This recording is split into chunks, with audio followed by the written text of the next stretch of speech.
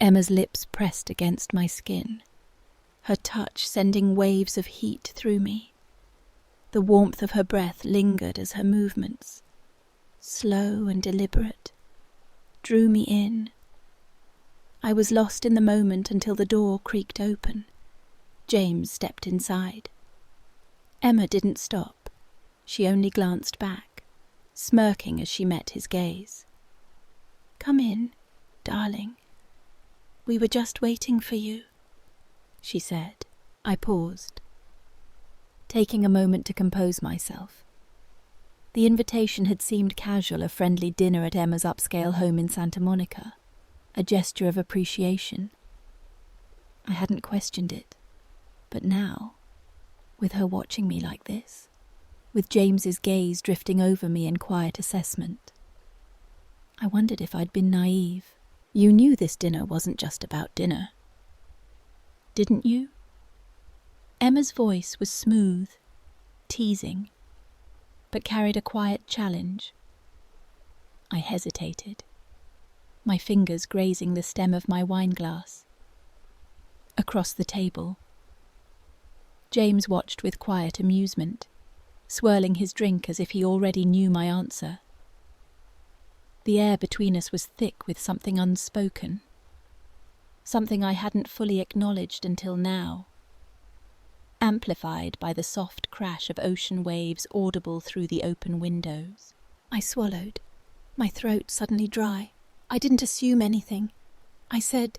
Emma's lips curved as she leaned in slightly. "But you're here." Her words sent a slow prickle down my spine. James exhaled, setting his glass down with a quiet clink on the sleek dining table. "We're glad you came," he said. Emma reached for the wine, tilting the bottle toward my glass. Her fingers grazed mine as she poured a touch so light it could have been accidental. But it wasn't. I let out a slow breath. This wasn't just dinner, and I wasn't just a guest in their coastal California home. Emma poured me another glass, her fingers barely brushing mine, too deliberate to be an accident. James was talking about something business, perhaps, or a weekend trip to Napa Valley, but my mind was slipping, lost in the weight of Emma's gaze. Then I felt it, a hand on my knee, soft and warm, resting there like it belonged. I stiffened slightly, my fingers tightening around my glass. She didn't hesitate. Her touch was confident, testing, waiting. James continued speaking, his voice even and relaxed. But I caught the slight upward curve at the corner of his mouth. He knew.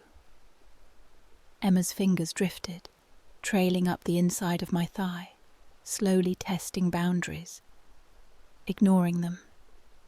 Heat coiled in my stomach. I exhaled through my nose, keeping my expression neutral, but my body betrayed me. My breath hitched. "Are you enjoying yourself?" Emma murmured. The question sent a slow shiver up my spine. I parted my lips to answer, but her fingers slid higher, and whatever I was about to say disappeared into a sharp inhale. James leaned forward slightly, swirling his drink. "She's quiet all of a sudden." Emma smiled, her fingertips pressing in just enough to make my thighs tense beneath the table. I forced a breath. Yeah, of course, I managed. Course." James chuckled, setting his glass down with a quiet clink. "You seem a little warm." Emma's fingers drifted higher still, just beneath the hem of my dress. Her touch slow and lazy, like she had all the time in the world. I swallowed, gripping my glass tightly. This was a game, and I was losing. Finally, carefully, I reached down and caught her wrist, not forcefully, just enough to make her stop. A silent acknowledgement. A warning. Emma didn't move right away.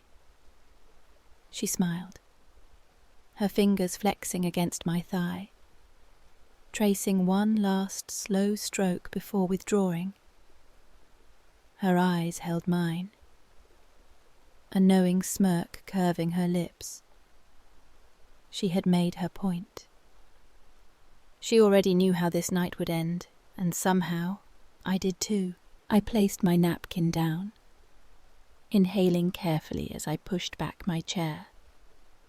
"Excuse me," I murmured, keeping my voice steady even as my pulse raced. James gave me a knowing glance but said nothing. Emma only smirked, her fingers idly tracing the rim of her wineglass. I walked to the bathroom, my heels clicking against the polished hardwood floor, the faint scent of sea air lingering in the house. Shutting the door behind me, I curled my fingers around the edge of the sink and exhaled, staring at my reflection.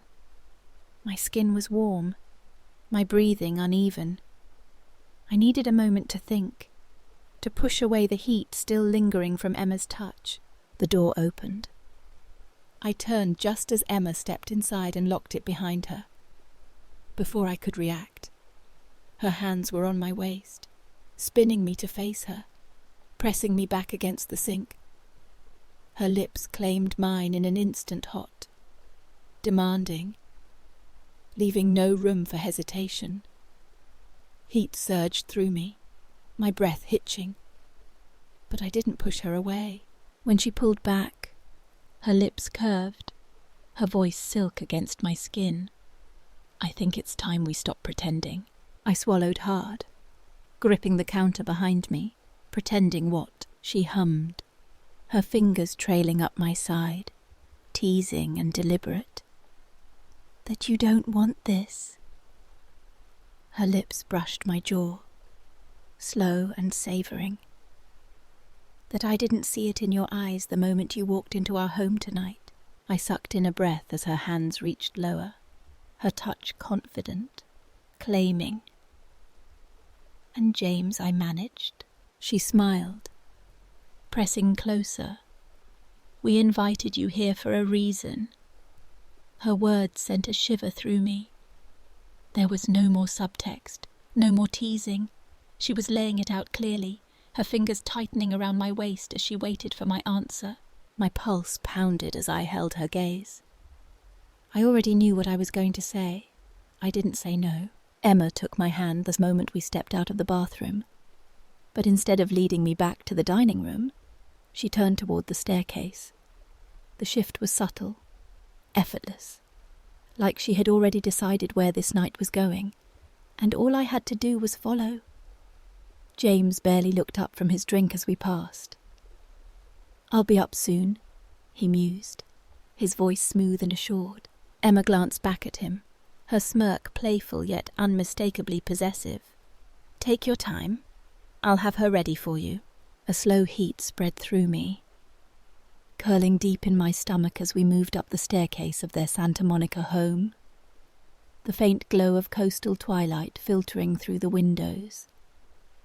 The anticipation between us thickened, each step forward leaving less room for second thoughts. Emma pushed open a door at the end of the hall, revealing a bedroom bathed in the soft glow of warm lighting.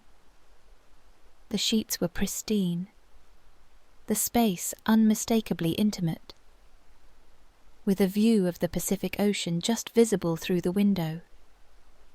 She turned to me the moment the door shut, wasting no time as her hand slid over my shoulders, fingertips grazing the straps of my dress. Her touch was confident, deliberate, her lips brushing my skin as she whispered, "You don't need this anymore." The fabric slipped down with ease, pooling at my feet. My breath hitched as her hands moved lower, smoothing over my waist, trailing along my hips as if memorizing every inch of exposed skin. Her lips followed the same path, pressing slow, lingering kisses against my skin, each one sending a pulse of warmth through me. "Beautiful," she murmured, her voice thick with satisfaction, like she had been waiting for this moment all night. Before I could fully react, Her hands guided me backward, pressing me into the sheets as she settled against me. A soft gasp left my lips as she moved with confidence. Her touch unhurried, savouring every reaction. The mattress met my back in a dizzying blur, the cool sheets a sharp contrast to the warmth of her body so close to mine. Emma stood over me for a moment, her eyes dark with intent as she reached for the hem of her own dress. She peeled it away, inch by inch, revealing smooth, golden skin beneath the soft fabric. My breath caught as she let it fall to the floor, the sight of her utterly captivating. But there was no time to admire, she was already leaning in, her lips trailing over my skin, warm and searching. Her hands pressed against my waist, guiding me deeper into the bed as her mouth followed, her breath hot against my skin. Each motion was deliberate, calculated, drawing me further under her spell.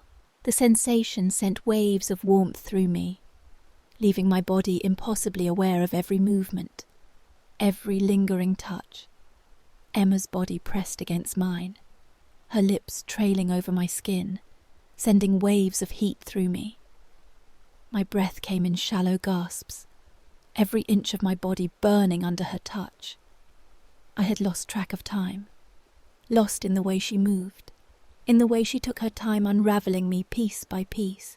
Then I felt it, a shift in the air, a presence. My eyes flickered open, and there he was. James stood at the doorway, watching us, his expression unreadable, yet his body language saying everything. The way he leaned against the frame, the way his gaze darkened as it swept over me, over Emma. He had been waiting for this moment. Emma didn't stop. If anything, she became more deliberate, her mouth pressing deeper against my skin, her hands gripping me with quiet control, like she was showing off. James's smirk deepened as he stepped forward, his hands moving to loosen his tie, then to the buttons of his shirt, peeling away the layers one by one. There was no hurry, no rush, just quiet confidence like he had all the time in the world. Emma finally glanced up, her lips glistening as she met his gaze. "Took you long enough?" James chuckled, shrugging off the last piece of fabric before joining us. His warmth, his presence, his dominance filled the space instantly. He knelt beside me, his hands skimming over my skin, testing, exploring, as if committing every curve to memory. Emma smirked as she shifted, making space for him. But she didn't move far. She wasn't done with me yet. James's fingers traced my jaw, tilting my head up toward him. His touch was gentle but commanding, a silent request, an unspoken challenge. I parted my lips, letting him guide me, my body responding instinctively to the weight of his presence. James's breath hitched, his fingers tightening in my hair as I moved slowly, deliberately, savouring the control I suddenly had. The low sound of approval that rumbled from his throat sent another thrill through me.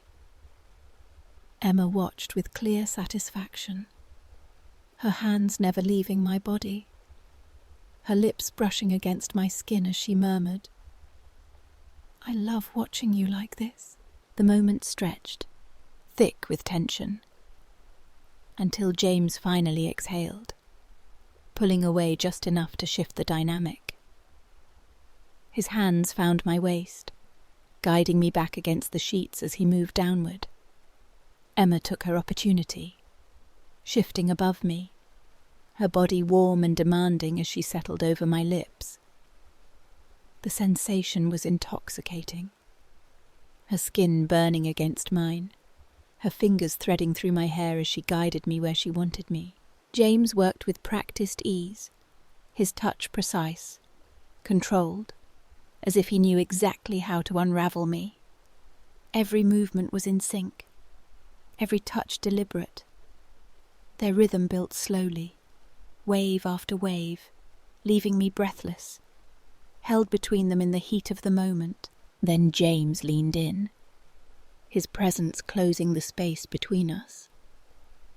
My breath shattered, my fingers gripping Emma's hips as a dizzying sensation rushed through me. I was surrounded by warmth, drawn deeper into their touch. Emma exhaled a pleased hum, her body shifting as she adjusted. "That's it," she purred, her voice breathless. "Let yourself feel everything." Their movement sent deepening, intensifying waves through me. James's grip steadied me, his pace measured but unrelenting. Emma was just as relentless, pressing against me, leaving no part of me untouched. The rhythm shifted again, Emma trailing soft touches lower, keeping me breathless. Her lips found mine in a breathless kiss as her hands roamed freely, teasing, pulling me deeper into the moment. Then she turned me over, adjusting me effortlessly, guiding me with quiet confidence. James was right behind me, his hands steadying me, keeping me in place as he adjusted. The moment he did, Emma leaned in front of me, her breath warm against my skin, lingering as if savouring the moment. I was held between them, surrounded by their warmth, the intensity building in perfect rhythm. Their pace quickened, their movements seamless, working together until the tension reached a breaking point, leaving me breathless. When it finally came, when the moment reached its peak, a final rush of sensation overwhelmed us all. It was together. I sat there, breathless, the weight of what had just happened settling over me. Maybe I should have felt hesitant.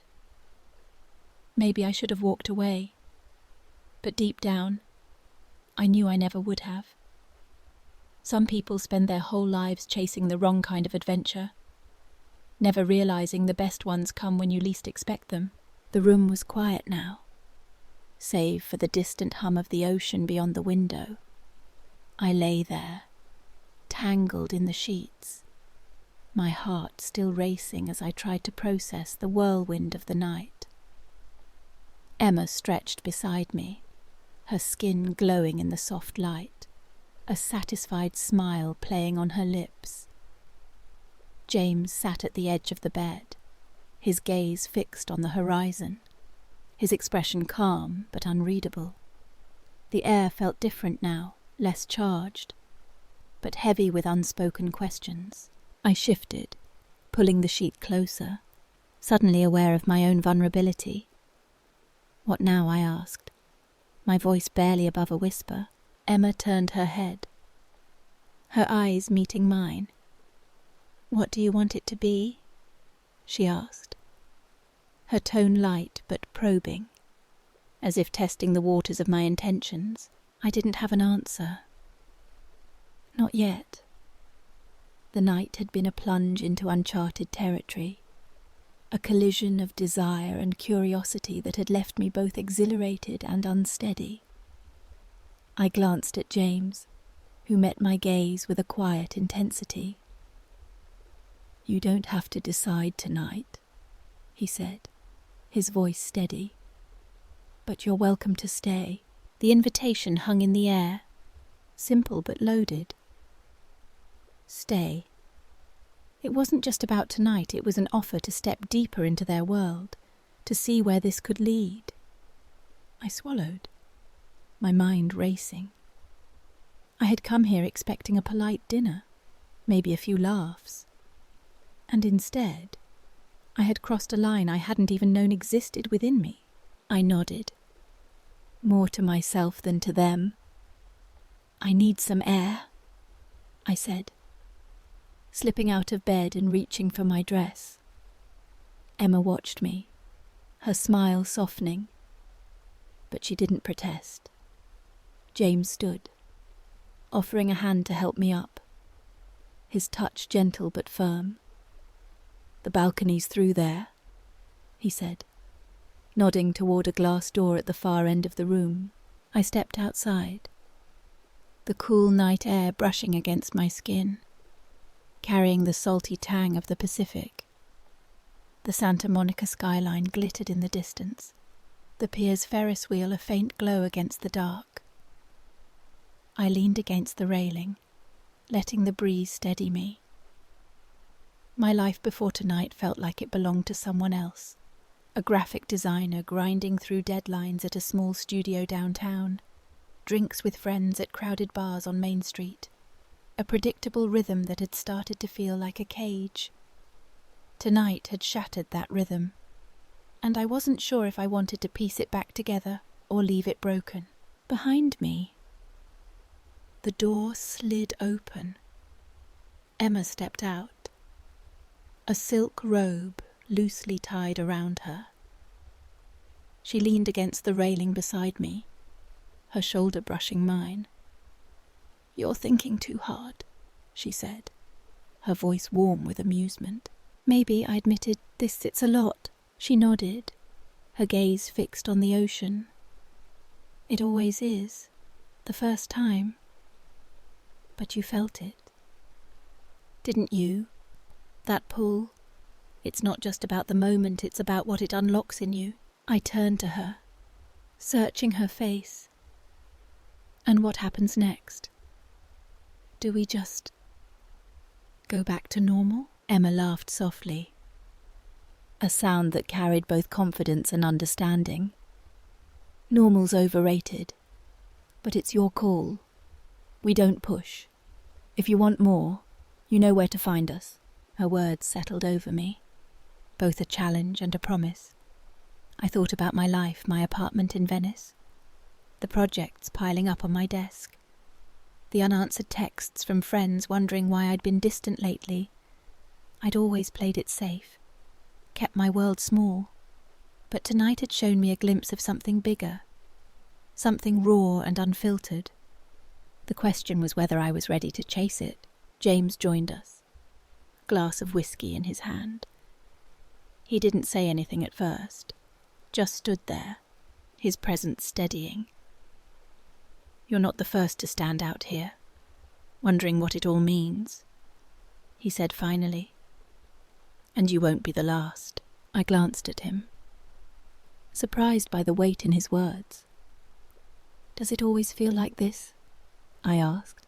He smiled, a rare softness breaking through his usual composure. "Not always, but when it's real, yeah, it shakes you." We stood in silence for a while, the three of us watching the waves roll in. The night felt endless, like it could stretch into forever. But I knew I had to make a choice, not just about tonight, but about who I wanted to be when I walked out their door. The next morning, I woke to the smell of coffee and the sound of gulls outside. Emma was already up, moving around the kitchen with the same effortless grace she'd shown the night before. James was at the counter, scrolling through his phone, a pair of glasses perched on his nose that made him look unexpectedly domestic. "Sleep okay?" he asked, glancing up. "Yeah," I said, surprised to find it was true. I'd expected to feel regret, or at least confusion. But instead, there was a strange clarity. I'd crossed a threshold, and there was no going back, not to the person I'd been before. Emma slid a mug of coffee toward me, her smile warm but neutral, giving me space to set the tone. "We're heading to the beach later," she said. "You're welcome to join." I hesitated, the weight of the decision pressing against me. Joining them meant stepping further into their world, embracing the uncertainty of what came next. Staying behind meant returning to my life, safer, but smaller. I sipped the coffee, letting the warmth ground me. "I'll come," I said finally, the words feeling like a leap. Emma's smile widened, And James gave a small nod, as if he'd expected nothing less. The beach was crowded with locals and tourists. The Santa Monica sand warm under my feet. Emma led the way, her laughter bright as she dodged the waves. James walked beside me, his hand brushing mine occasionally, a reminder of the night before. We didn't talk about it, not directly, but it was there in every glance, every touch a shared secret that bound us. As the day unfolded, I found myself relaxing into their rhythm. Emma's energy was infectious, pulling me into conversations about art, music, and the kind of life I'd always dreamed of, but never pursued. James was quieter, but his insights cut through the noise, grounding me in a way I hadn't expected. They were a unit, complete in themselves, but they made space for me, as if I'd always been part of their orbit. By the time the sun began to set, painting the sky in shades of pink and gold, I felt a shift inside me. The fear I'd carried last night, the fear of losing myself, had faded, replaced by a quiet confidence. I wasn't the same person who'd walked into their home, and I didn't want to be. That evening, we returned to their house. The air between us lighter, but still charged with possibility. Over dinner, grilled fish and crisp wine on their oceanfront patio, I found myself opening up about my life. I told them about my job, the endless cycle of client revisions, the way I'd started to feel like I was living someone else's story. Emma listened intently, her eyes sharp with understanding, while James nodded, his silence encouraging me to keep going. "You're an artist," Emma said, leaning forward. "You're meant for more than that. What do you really want?" The question caught me off guard. I'd spent so long avoiding it, burying myself in routine, that I didn't have an answer. But as I looked at them, Emma, with her fierce curiosity, James with his steady presence, I realized I wanted what they had, a life built on their own terms, unapologetic and free. "I want to create," I said finally, "not just for clients, but for myself. Something real." James raised his glass, a small smile tugging at his lips. "Then do it.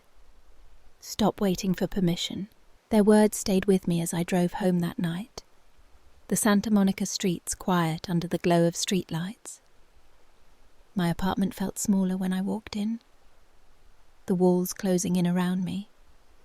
I sat at my desk, staring at the blank canvas of my sketch pad. For the first time in months, I picked up a pencil and started to draw, not for a deadline, but for me. The lines flowed freely, a mix of sharp angles and soft curves, inspired by the night I'd spent with Emma and James, by the way they'd pushed me to see myself differently. Over the next few weeks, I kept in touch with them. A text here, a coffee there, each meeting pulling me further out of my shell. Emma invited me to an art gallery opening in downtown Lexington, where I met people who lived like her, bold, unafraid, creating without limits. James introduced me to a friend who ran a small studio, someone who needed a designer with vision. Slowly, I started to build a life that felt like mine. But it wasn't just about them. The night we'd shared had been a spark, a moment that forced me to confront my own desires. I started saying yes to things I'd always avoided: new projects, new people, new risks. I took a weekend trip to Big Sur, sketching the rugged coastline until my hands ached. I joined a local art collective, my work hanging alongside others who saw the world the way I was starting to. Emma and James remained a presence in my life, but they never pushed. never demanded more than I was ready to give. Sometimes I'd join them for dinner, the three of us falling into an easy rhythm, the memory of that first night, a quiet undercurrent. Other times, I'd see them separately, Emma dragging me to a jazz club, James sharing a quiet drink at a beachfront bar, talking about life with a depth that surprised me. One evening, months later, I stood on their balcony again, the same one where I'd grappled with my choices that first night. The ocean stretched out before me, endless and alive. Emma leaned against the railing, her hair catching the moonlight. James stood behind us, his hand resting lightly on my shoulder. "You've changed," Emma said, her voice soft but certain. "You're not hiding anymore." I smiled, feeling the truth of it. "I don't want to hide," I said. "Not from this. Not from myself." James's hand tightened briefly. A silent acknowledgement. "Good," he said. "The world needs more people who aren't afraid to live." As I drove home that night, I realized they were right. The adventure I'd stumbled into wasn't just about that one night, it was about what it had awakened in me. I'd spent so long chasing safety, but now I was chasing something else, a life that felt alive, unpredictable, and entirely my own. I didn't know where it would lead, but for the first time, I wasn't afraid to find out. The road ahead was open, and I was ready to take it.